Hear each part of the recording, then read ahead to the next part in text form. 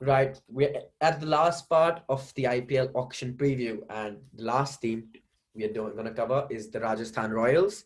The biggest news coming out of their camp is that they let Steve Smith go and have named Sanju Samson as the captain for the 2021 season. So I want to get your initial thoughts on that and then tell me what went wrong for them last campaign. Nakul, I'll start with you. Rajasthan ended up in a position last year where they needed two Joss Butlers. They needed him at the top of the order and in the middle order because there's nothing else was really working.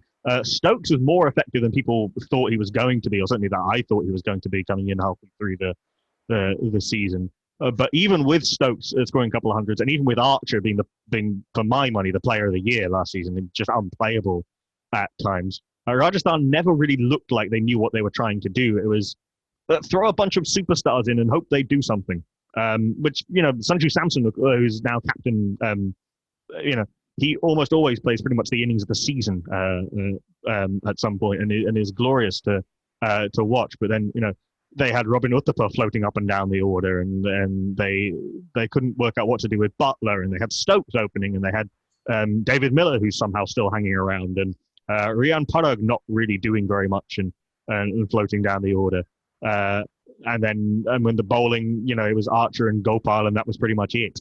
And then the occasional Rahul Tewati miracle, but I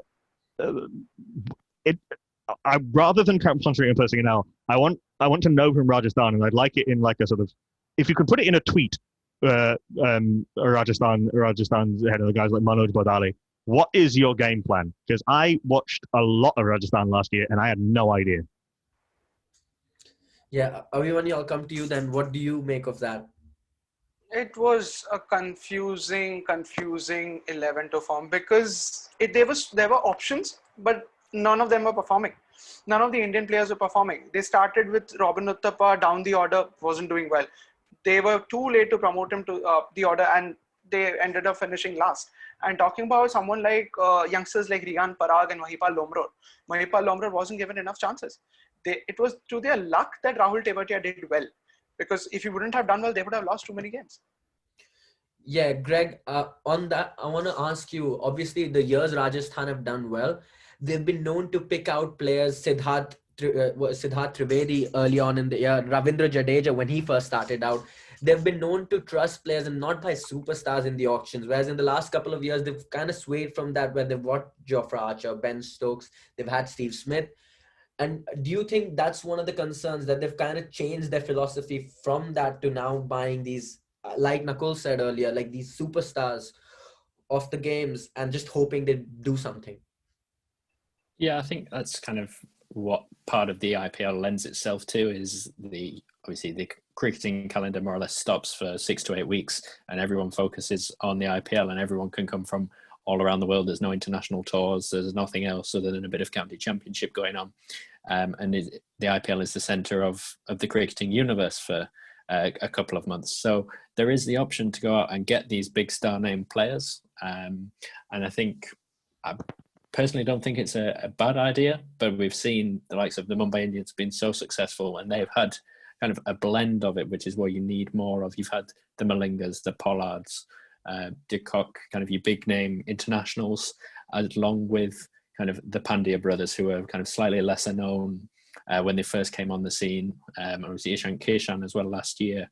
And obviously Bumrah kind of came out of nowhere and now is right up there at the top of the best bowlers in the world. So you need to kind of find that balance, which I think was missing from Rajasthan's campaign last year. And as the guys have already summed up, they kind of couldn't fix it one way, so we flipped it another way.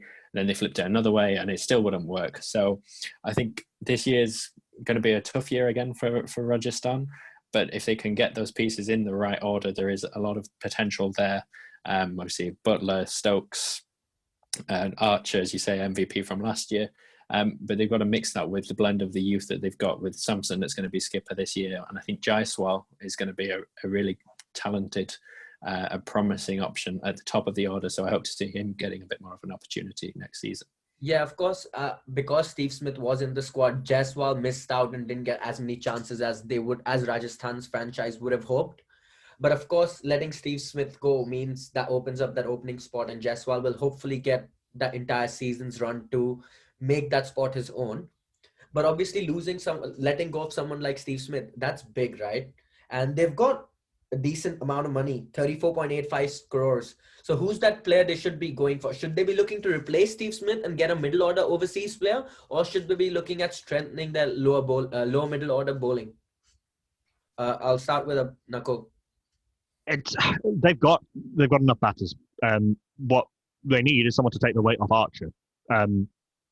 We keep mentioning Jai Richardson's name every time a team comes up, but Jai Richardson will be a superb pickup for Rajasthan.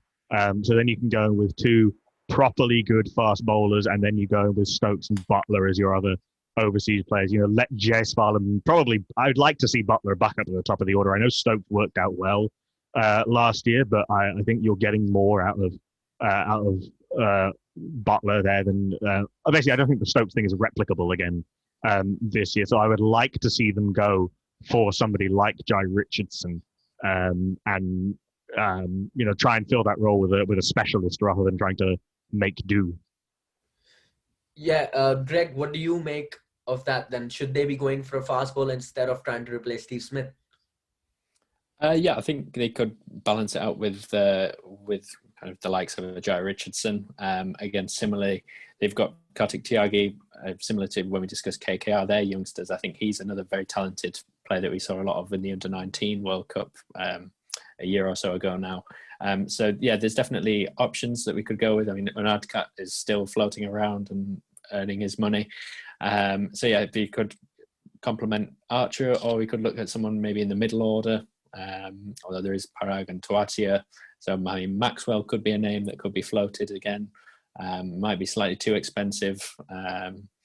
But, yeah, I think... The Rajasthan move, wouldn't it? They'd be going full RCB Galactico with Stokes, Butler, Archer, and Maxwell. You know what? I would love to see that. And if it worked, it would be incredible. And it would be really, really fun to watch that for a season. I think you almost need one of those teams that is just going to be concentrating on.